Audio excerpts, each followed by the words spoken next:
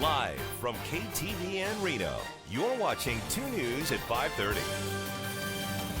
Your speech is going to have consequences. What you should and shouldn't post on social media, and whether or not you could be fired from your job because of your posts. This story tops 2 News at 5:30. A lot of people have been talking about freedom of speech for the last week or so. I'm Ryan Kennedy. And I'm Kristen Remington. Thanks for keeping it here. And this all surrounds a case in Philadelphia where some police officers could be fired for what they posted on their social media accounts. 13 Philadelphia officers are expected to be fired for posting alleged racist, homophobic, and threatening comments. An independent research group uncovered around 3,000 offensive Facebook entries dating back to 2010. Landon Miller has been looking into whether Facebook is protected speech. And Landon, it sounds like it's pretty complicated. Very complicated, Kristen. It all surrounds the First Amendment and whether or not social media like Facebook or Twitter posts is protected speech. So earlier today, we asked an expert. We see the best and the worst of society constantly online. Patrick Feil, a professor of media law at the Reynolds School of Journalism, says in a world where most people publish online, more are facing consequences for their speech. Off the street now! Off the street! Most recently, 13 Philadelphia police officers. They could be fired for their online posts. The determination that was being made there was likely being made based on how specific the speech was. Here's the speech right here.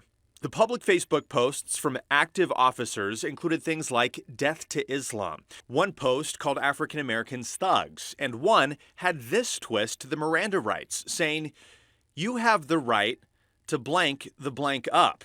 Anything you say will cause me to blanking throat punch you." In this case, the Philadelphia Police Department is looking at the speech of employees, saying these are things that they're saying that could reflect badly on the department, and so they could harm our mission. Philadelphia's mayor feels the same way, saying that their online habits reflect poorly on the department. No. I mean, you have to care about the people that you are protecting. The First Amendment protects people's speech from being silenced from the government. But when the government is also your boss, it's not exactly black and white. This gets tricky because, of course, again, the employer, which is the government, has an interest in, having a functional workplace where people aren't discriminated against and people aren't hateful. But at the same time, as the government, they have to protect for the First Amendment rights of their employees. Police officers' social media activity hits close to home. Back in 2017, this photo of a University of Nevada police officer dressed as Colin Kaepernick got national attention. Some thought it was racist, but the officer kept his job. Regardless if you work for a public or a private employer, in a day where everything ends up online, Feil says it's always best to think before you post. Yeah, I think people should be thoughtful and careful and aware. Well, so the police officers involved have been dismissed for 30 days, with the police commissioner saying that the department has the intent to dismiss them. Covering the big story live in the newsroom, Landon Miller, 2 News.